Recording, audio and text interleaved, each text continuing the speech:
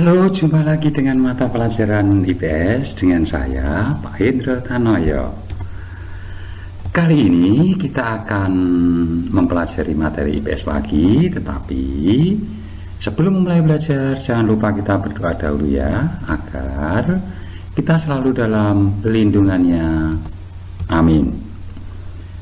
Hari ini kita akan mempelajari tentang bab 3, yaitu kegiatan ekonomi. Kompetensi intinya adalah memahami pengetahuan faktual, konseptual, dan prosedural berdasarkan rasa ingin tahunya tentang ilmu pengetahuan, teknologi, seni, budaya terkait fenomena dan kejadian tanpa mata. Kemudian kompetensi dasar yang akan kita pelajari yaitu memahami konsep interaksi antara manusia dengan ruang sehingga menghasilkan berbagai kegiatan ekonomi, baik produksi, distribusi, konsumsi, permintaan, dan penawaran, dan interaksi antar ruang untuk keberlangsungan kehidupan ekonomi, sosial, dan budaya Indonesia. Nah, pada kali ini materi yang akan kita pelajari yaitu tentang A. Kegiatan ekonomi, B. Kegiatan produksi, berikutnya kegiatan distribusi, dan kegiatan konsumsi. Pertama-tama kita pelajari yang pertama, yang A. Apa itu kegiatan ekonomi? Kita lihat di sebelah sana ada pedagang jamu, sebelah sini ada pedagang bakso. Kegiatan ekonomi adalah merupakan semua bentuk kegiatan yang dilaksanakan oleh manusia dalam rangka untuk memenuhi kebutuhan hidupnya yang beraneka ragam. Sedangkan untuk kegiatan pokok ekonomi meliputi kegiatan produksi, kegiatan distribusi, dan kegiatan konsumsi. Contoh kegiatan ekonomi dalam kehidupan sehari-hari kita bisa melihat seandainya kita membutuhkan tas sekolah, berarti kita sebagai konsumen. Padahal sebelum tas tersebut digunakan, tas tersebut harus melalui tahapan produksi, harus dibuat terlebih dahulu oleh produsen. Dan tas tersebut akan sampai ke tangan kita, ke tangan kalian melalui toko-toko distribusi. Kegiatan distribusi tidak akan berjalan jika tidak ada kegiatan produksi dan tidak ada kegiatan konsumsi. Maka semua ini saling terkait. Kemudian kita pelajari yang berikutnya yaitu kegiatan produksi. Kegiatan produksi adalah kegiatan menghasilkan suatu barang atau jasa. Atau bisa juga kita katakan kegiatan menghasilkan barang, jasa, atau kegiatan menambah nilai guna barang atau jasa. Contoh, ada sebuah pabrik tekstil yang dia menghasilkan kain. Tetapi ada juga pabrik Jerman yang membuat baju dengan bahan dasar kain. Nah, berarti pabrik Jerman adalah meningkatkan nilai guna barang dari kain menjadi baju yang bisa kita pakai dalam kehidupan sehari-hari. Nah, kemudian apa pengertian dan apa tujuan daripada produksi?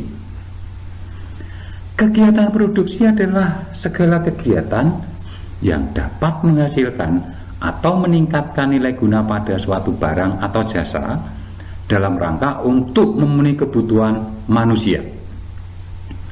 Pengertian produsen di sini adalah orang atau lembaga yang menghasilkan suatu barang atau jasa.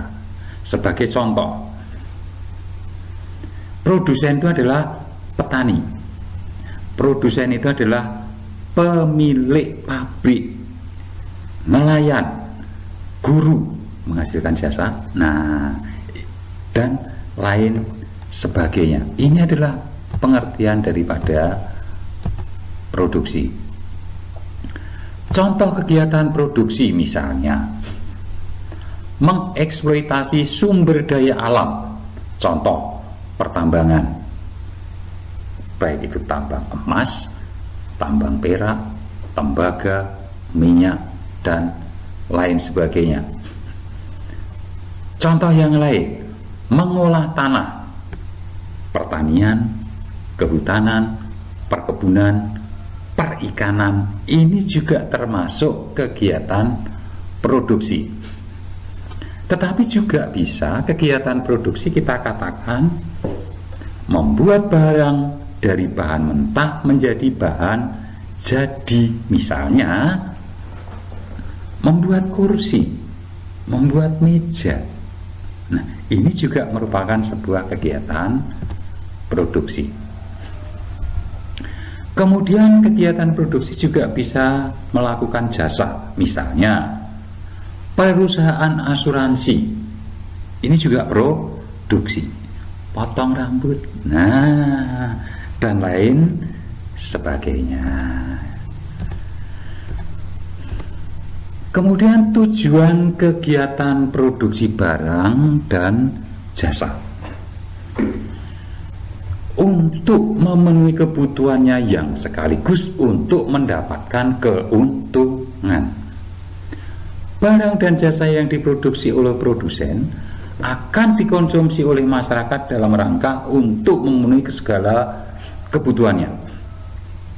Tetapi untuk produsen, barang yang diproduksinya melalui penggabungan beberapa faktor produksi bertujuan mencari keuntungan. Produsen mendapatkan keuntungan berasal dari selisih antara penerimaan dari penjualan dan biaya yang dikeluarkan dalam produksi barang atau jasa tersebut.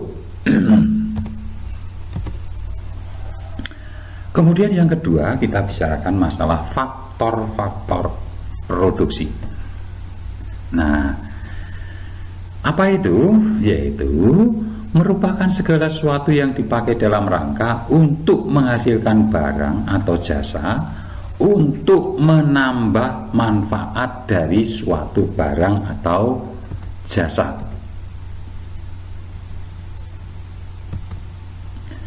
Macam-macam faktor produksi ada 4. Faktor produksi alam, faktor produksi tenaga kerja, faktor modal, dan yang terakhir adalah faktor kewirausahaan. Jika kita singkat, faktor produksi ini bisa kita bagi menjadi 2, yaitu faktor produksi asli dan yang kedua adalah faktor produksi turunan. Faktor produksi asli terdiri dari faktor produksi alam dan faktor tenaga kerja. Sementara faktor produksi turunan terdiri atas modal dan kewirausahaan. Nah, berikutnya kita bahas satu persatu, kita uraikan sedikit-sedikit. Yang pertama, faktor produksi alam merupakan segala sesuatu yang disediakan oleh alam, baik secara langsung ataupun tidak langsung. Bisa dipakai manusia untuk memenuhi segala kebutuhan hidupnya, untuk mencapai suatu kemakmuran. Contoh faktor produksi alam yang dapat kita nikmati secara langsung, contohnya tanah, kita berpijak. Nah, ada udara, kita nafas. Kemudian ada air dan juga sinar matahari, langsung bisa kita nikmati. Sedangkan contoh pengolahan faktor produksi yang harus melalui pengolahan lebih lanjut, misalnya gas alam, berbagai macam barang tambang, timah, perak, dan lain-lain, serta tenaga alam, pembangkit listrik tenaga air, pembangkit listrik tenaga uap, pembangkit listrik tenaga, semuanya.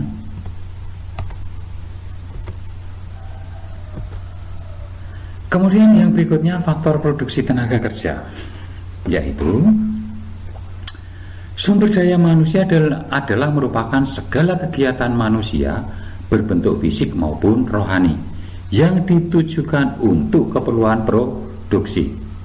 Faktor produksi ini sangat diperlukan untuk mengolah dan meningkatkan nilai atau value atau manfaat atas suatu benda. Dengan kemampuan sumber daya manusia ini, maka alam bisa kita manfaatkan sebaik-baiknya, seefektif mungkin, dan seefisien mungkin. Nah, di dalam tenaga kerja ini kita bisa golongkan menjadi beberapa macam. Menurut sifatnya, tenaga kerja ini bisa kita bagi menjadi dua, yaitu jasmani dan tenaga kerja rohani. Apa tenaga kerja jasmani? Yaitu jenis tenaga kerja yang dalam menjalankan pekerjaannya memakai fisik, tenaga otot untuk membantu proses produksi. Sementara tenaga kerja rohani merupakan tenaga kerja yang melakukan pekerjaannya dengan menggunakan pikiran, perasaan. Sebagai contoh, pengarang buku, kemudian psikolog, ini adalah tenaga kerja rohani.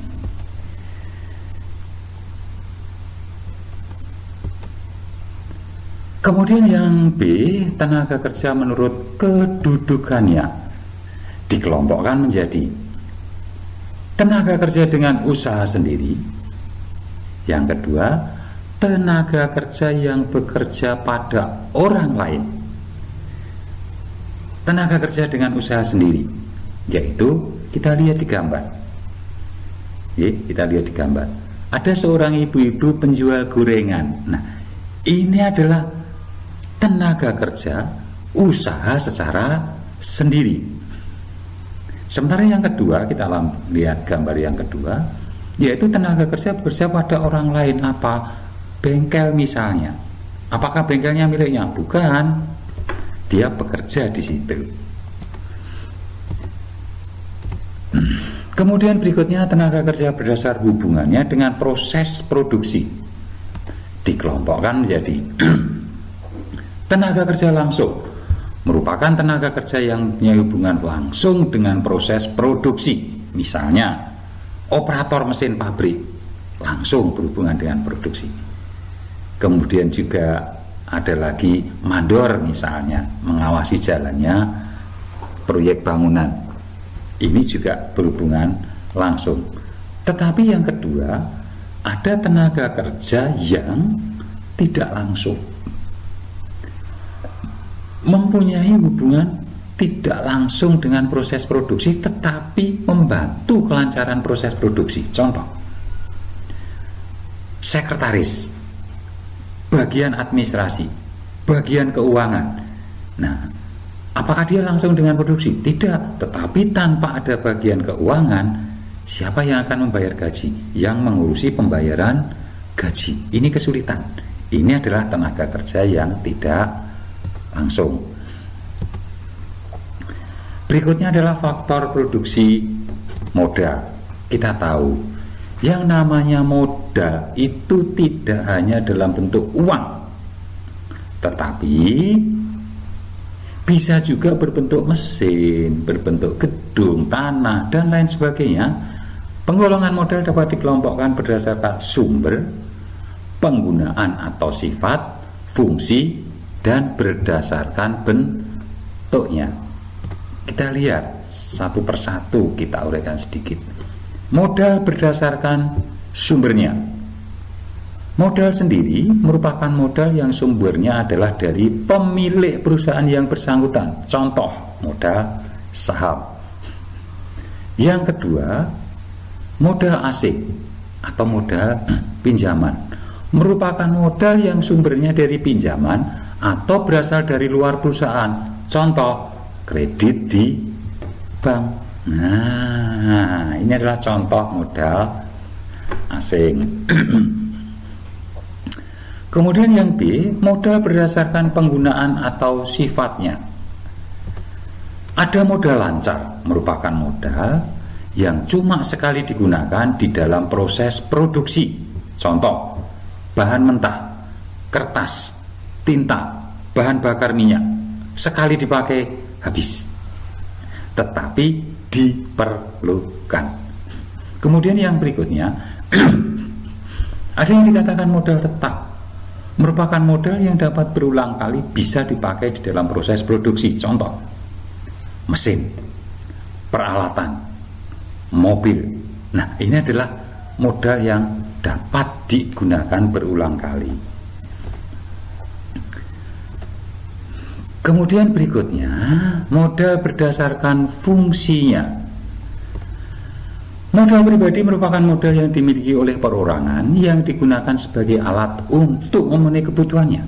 Sebagai contoh, rumah yang disewakan dan hasil sewa tersebut untuk pemilik rumah tersebut. Nah, ini fungsi rumahnya itu disewakan, dapat hasil. Kemudian yang kedua, modal masyarakat merupakan modal yang dipakai di dalam proses produksi untuk kepentingan masyarakat umum. Contoh, pemerintah membuat jembatan, pemerintah membuat jalan raya, pemerintah membuat gedung sekolah, air sungai. Ini dipakai untuk masyarakat umum, tidak hanya dipakai oleh pribadi. Kemudian berikutnya, modal berdasarkan bentuknya. Ada modal nyata konkret, yaitu modal yang bisa kita lihat dengan mata yang dipakai dalam proses produksi. Contoh, peralatan kantor, pabrik, uang, ini konkret, bisa kita lihat dengan mata. Sementara ada modal yang kedua yang namanya bentuknya itu abstrak, tidak kelihatan, merupakan modal yang tidak bisa dilihat dengan memakai mata dan dipakai dalam proses produksi. Sebagai contoh, keahlian, skill, kemampuan memimpin, manajerial, nama baik atau goodwill, kemudian hak cipta, dan lain sebagainya. Yang berikutnya kita bahas masalah faktor produksi kewirausahaan. Faktor ini mempunyai peran merencanakan, mengorganisir, mengatur, mempekerjakan karyawan, memeriksa hasil kerja karyawan, menggabungkan faktor-faktor produksi lainnya, misalnya alam, tanah, tenaga kerja, dan modal. Nah, di dalam faktor kewirausahaan skill ini menyangkut satu, manajerial atau entrepreneur skill, yaitu kemampuan memimpin dan menggunakan setiap kesempatan yang ada sebaik-baiknya. Yang kedua, technological skill, yaitu keahlian khusus dalam bidang teknis ekonomi. Yang terakhir, organization skill, yaitu kemampuan dalam mengatur bagian kegiatan. Selanjutnya, memilih dan menempatkan orang yang tepat pada bagian tersebut agar perusahaannya lancar.